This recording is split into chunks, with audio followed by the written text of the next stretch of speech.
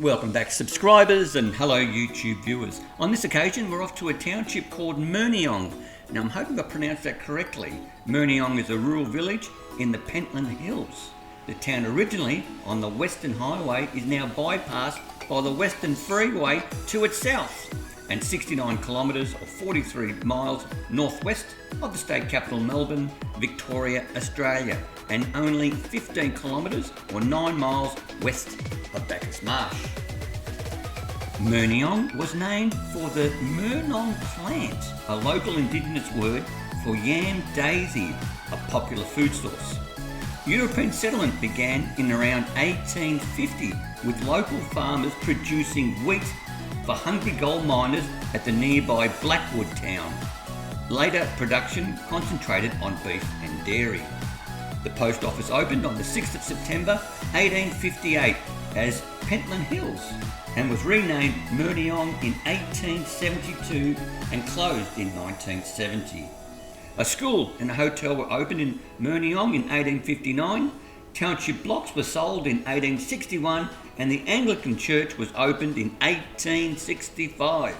A flour mill on the Myrniong Creek preceded all of those and ran until 1879. A butter factory was operated by the Myrniong Cooperative and is continued until 1942 when milk deliveries were diverted to Bacchus Marsh. Myrniong's agriculture was affected by soil erosion in the Pentland Hills, and the Soil Conservation Authority undertook reclamation works in the 1960s. Overlooking Myrniong is the Blackwood Range and Mount Blackwood, just 6 kilometres to the north.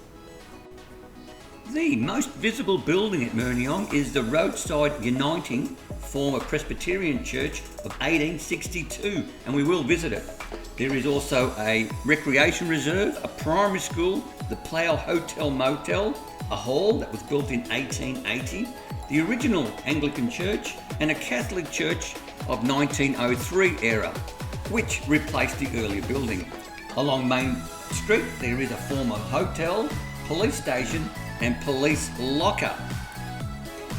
Myrniong is known for its many bluestone buildings, including the historic Plough Hotel, which was established in 1859, the Anglican church and the highly recommended primary school. There is also an historic car sprint that is held in the town each April, and in March an annual music event, Myrniong Music in the Park, is a fixture on the blues music calendar. And without further delay, let's check out the sights and sound of Myrniong.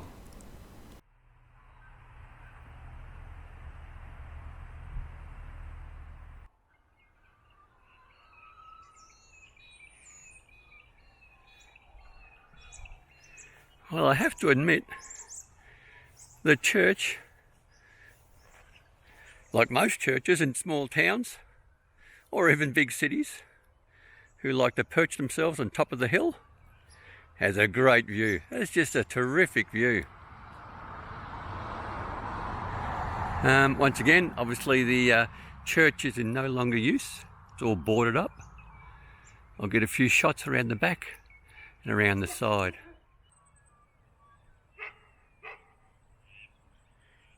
We got security next door with a, I think it's not a Labrador, I think it's one of those Italian sheepdogs. Not 100% sure. They're white in colour, but they're very, very good dogs.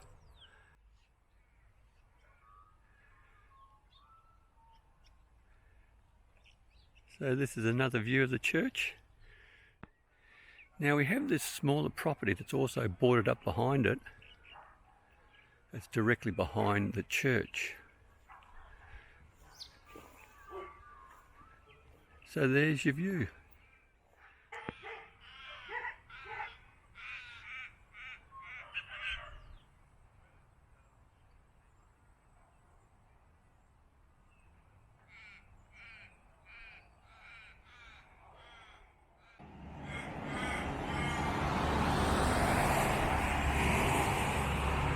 So here we are at the Plough Inn.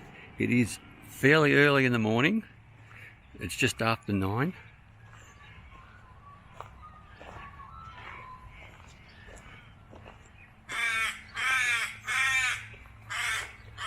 But the crows are very happy this morning, as well as the magpies that I can see.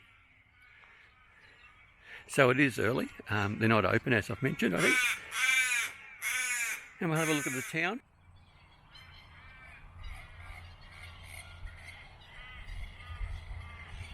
Now we'll definitely get the drone up to give you a bit of a bird's eye view of the area. Now this would have to be one of the better letterboxes I've seen in a rural setting or a urban setting. This is terrific. So obviously the guy has got some metal skills, and that just looks terrific. I guess you can only sort of really do this sort of stuff with garden supply sort of displays if you have a rural property to display it in. But that's terrific. Great letterbox. So this is really the main sort of intersection of the town. You've got the Plough Inn. There is a church just in the background there. I think it's privately owned from what I saw on Google Maps. But we'll have a look, and down this area there's a sort of like a community hall and the CFA, which we'll check out.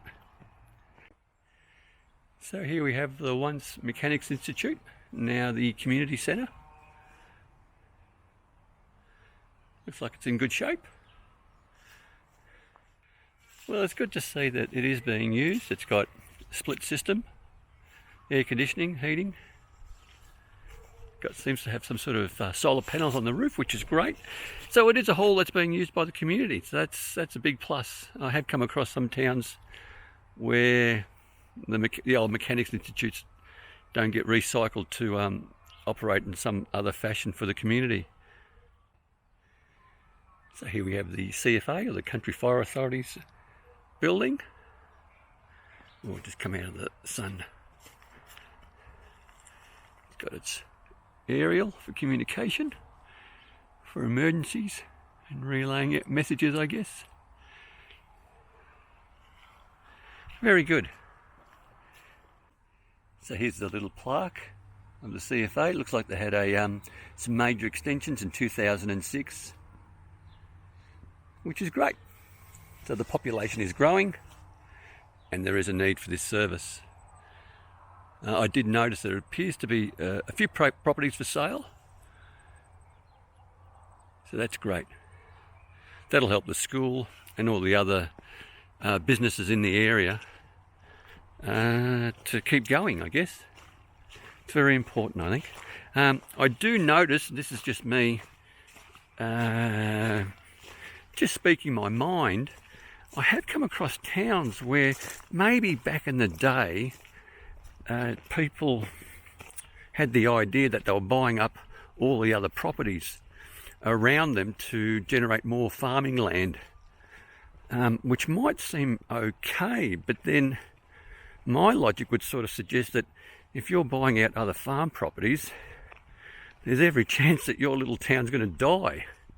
I'm just wondering if maybe, I don't know, you'd have to probably legislate it where certain amount of kilometres, say a 5k radius of a city, or a town I should say, not a city, a town, where that can't happen. You can't have maybe one owner buying it all up and then using the land for farming, which I think probably would kill a town off. It's just me speaking aloud. I could be totally wrong. I just get that funny feeling that it's what has been occurring. I have seen it. Where I've come into a town and some chap tells me he owns the whole town, and I'm thinking, oh, that's not good. And then he's sort of complaining that there's no one about. And I'm thinking, well, because you bought it all. So there you go. Definitely a four-wheel drive sort of a town. I can see everyone's got a four-wheel drive. There is a church down that way, so I'll have a look. Well, here's some great news. If you would have seen in the previous historic maps, there were three churches or four churches all lined up. And this looks like it's the only one that's still standing and it's still operating as a church. There are hours of when the church is made available to the community, and I'm assuming there must be a visiting priest that comes in now and then to do any services. But what a great little church. Now, thinking aloud, if you're looking for a place for a wedding, you make arrangements here and then go to the Plough for your reception. I'm sure some people have already done that and have thought about that anyway. We'll have a look around the church and see what we see. So here's a nice dedication, which is nice. Obviously the chap was well liked in the community for that to occur. Now I'm not sure if that's coming through well. I might stop it and I'll go into the gates and take a better shot of that photo. There is a phone number there, but I'm not sure if you can see it. So there you go, there's the details you need to know. There is a vicar, you don't hear that term too often, or reverend, third Sunday of each month at 11 AM. There's the contact office number. So if you wanted to, rent out the church, have your wedding and have the reception at the Plough. What a terrific way of having a small wedding in a rural setting. Now there is a bell there, and unfortunately I can't ring it because there's no string on it. So that's a bit disappointing. It probably would have woken up a few neighbours. But it's just interesting it's got a bell. So is that for the service, or was it a Sunday school or a Saturday school for kids? Don't know.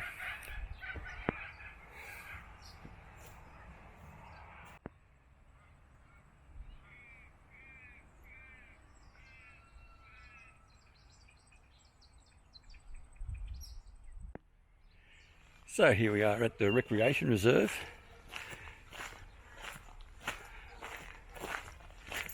Practice your cricket at the nets. The old I remember these as a kid. I don't recall them having stumps made out of steel and the bails welded on, so I'm not sure how you find out. I guess it makes a big pinging noise when you hit the stumps, but that's quite interesting. And it's directly opposite the school, so I'm assuming that the school can just come and have access to this whenever they want for any of their PE or physical education classes. Not bad. I can see that there's a free, I'll check to see if it's free, barbecue. There's some shelter there, picnic tables. Oh, there's more than one set of barbecue here. And then you've got the football oval. And I do like the, very much the goalposts. They look like power poles. Gee, you wouldn't want to headbutt that. Yeah, I think they're power poles. So you've got a fun little area here. It's terrific. Cricket pitch is still there. You've got the 2 tennis courts. This is your barbecue area. So there's a little gym. So if you're into running and you're coming past this way, you can do some sit-ups, push-ups. Looks like they've got some sort of rowing thing there. We'll have a look at that. What I do like for maybe the ones who are environmentally sort of interested is this little plaque here, which is terrific. It tells you all about the local birds, their names, what they look like. That's great. As I'm showing a bit more of an interest, it's good to know what these birds are actually called. I know the obvious ones, but I do like these ones. These are still my favourites, these little guys. The little blue wrens. They're so small and they buzz around, they're terrific. I guess they'd be one of my favourites. Still like the kookaburras. I reckon the magpies are pretty funny. I swear that sometimes when I do something goofy and you hear them call out that they're just laughing at me, but that's okay. I don't mind people having a bit of a laugh. The lorikeets are also a favourite of mine. So here we have the primary school, and there is the old part of the building. So not sure when that was actually built, but it has been built and it's still standing. And see if we can take a look. So there you go, even the school's got a huge letterbox. That's terrific. So here we have the class of 2020 with their mural, which is very good. So here's the community notice board. Not too many notices up. Obviously everything's just going fine at this town.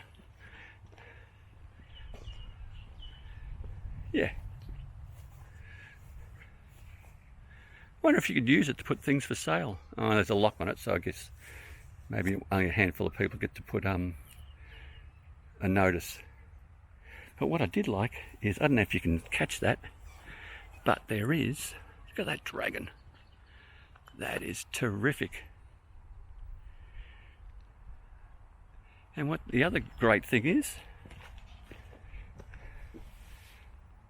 they have a breakfast club. Now that is, I've always thought they were great ideas. I don't think enough schools are doing them.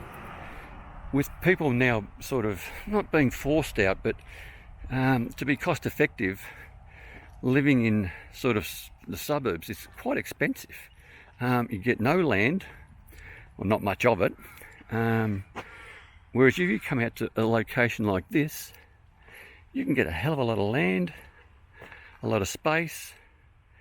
But there's a fair bit of commuting doing. So if you've got kids and now and then you have to make a commute into the city, this sort of service at the schools is just fantastic, because you can drop the kids off a lot earlier than the 8:30 or 9 o'clock starts that they have, and they'll be fed, and you can make your commute that once or twice a week without any dramas whatsoever. So it looks like this part of the building's open. They've got a garden there, they've got a track and field sort of sprinting area, might be for long jump and high jump and all that. We'll have a look. So that's great, so you can access the area, and let's go have a look-see. Okay, so this is terrific. This building, or the school, was established in 1859.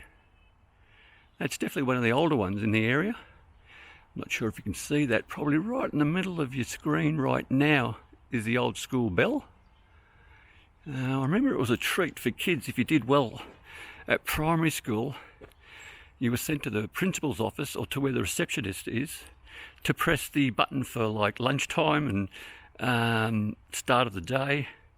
And it was a bit of a privilege that the teachers would give to a kid that did the right thing, I guess, or did something out of the ordinary in relation to, you know, being a good buddy to someone, maybe getting a really good score in a test, or just achieving something that was well beyond expected of that student. So it was sort of an opportunity for everyone to ring that bell. And I think what they actually probably did is just made a point that every year that every child got to press the buzzer for the bell. And it was something special. So yeah, this is the old part. Now that's the new part. This is a terrific school.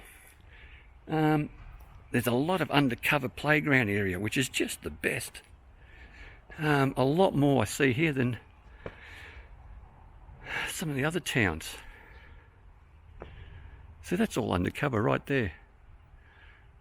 So during the heat of summer, you're quite covered, so the kids have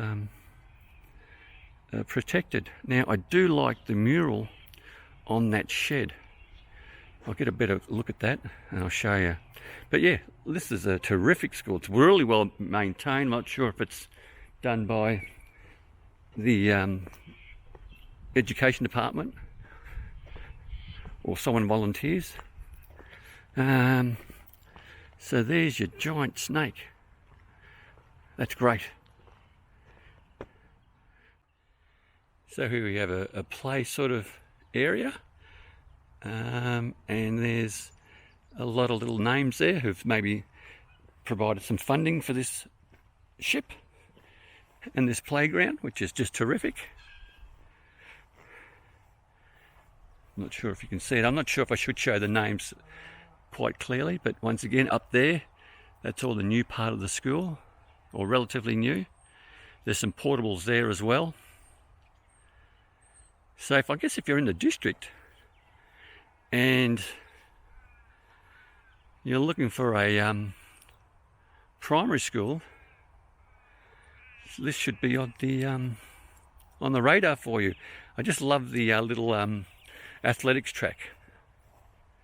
That looks terrific. We'll have a close look at that.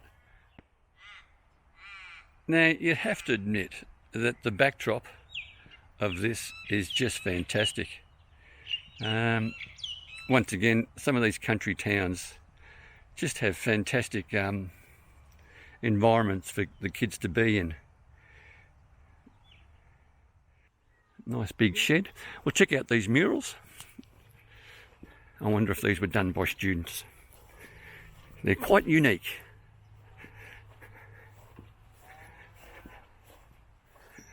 Very good.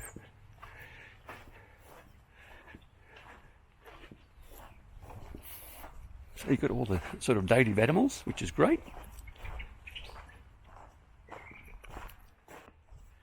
I'll assume that big red thing is Uluru. Some of us old timers might remember it as Ayers Rock, but it's definitely Uluru.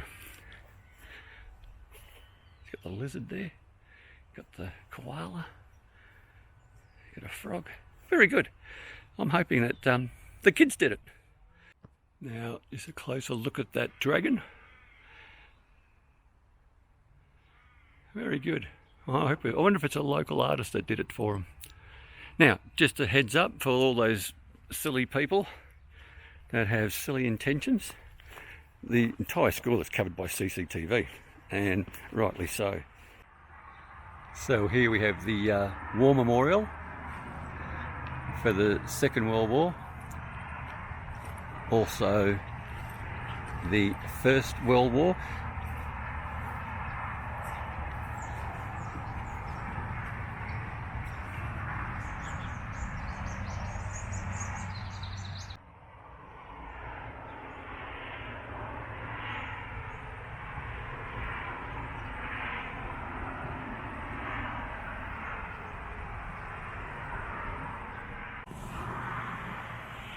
Now, on the main street you will find quite a number of these stone cottages. They are absolutely lovely, well maintained, and just terrific. I have noticed there's a fair few, I don't know if it's hobby artists with the steel works and whatnot, but they're doing a really good job with some of the artwork that's been displayed. So I don't know if you can notice, but just above that embankment's the freeway or the highway. Obviously this area is prone to maybe a bit of flooding, and you've got the old bridge here that takes you into town, and the current one that they have here now. And I'll just show you what it looks like and how it was built. So the barriers were all made out of concrete, which is quite interesting. So if you're to hit it with your car, there's no flex, everything just breaks. But it's still up and running, which is great. And there's your river. And there's three major, no, they're not tunnels, culverts, is that what they're called? That runs under the freeway, so when the area does get full of water, it just doesn't build up, it actually flows to another area. Geez, it looks like a really good watering hole. Don't know how clean that is, and whether or not it's a little swimming hole for the locals, I have no idea. So that gives you the view of how the freeways bypass the town. And this older bridge was built in 1928. Now the old shed, I think that writing that's along the base in that sort of faded red, it's got B-A-T-T, and I'm going to guess and say that's battery. is what the word is, because there's not that much space to put any other bigger words.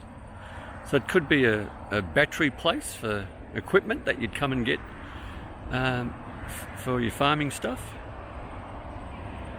But that's the closest I can get to it. It is on private property. It is not abandoned, so we don't go there.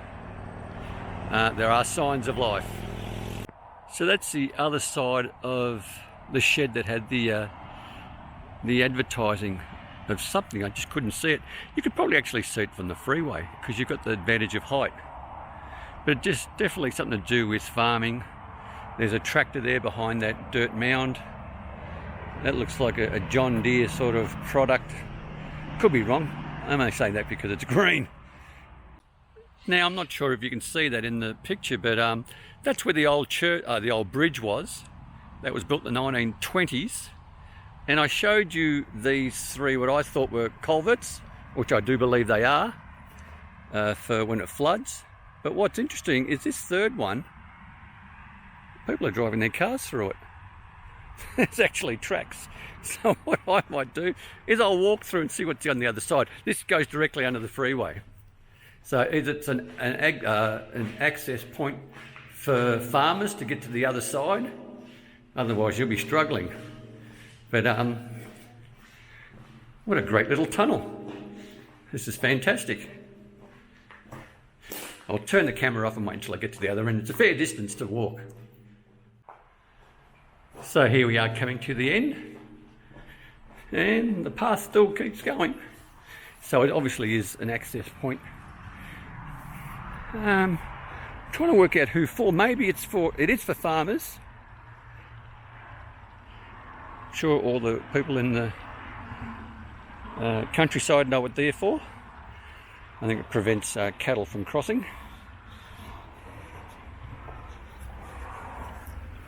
And there's the exit of those two large culverts for the river or creek. And I'm not sure what this is. This is maybe a maintenance road for the freeway people. Not sure. So yeah, I'm assuming that little shed there's some sort of pump house to extract water from the creek or the little river. And I've been able to make it down, and this little thing that we saw from the bridge looking down, it is also maybe a stormwater pipe that runs into this area. I'm not sure. But interesting nonetheless.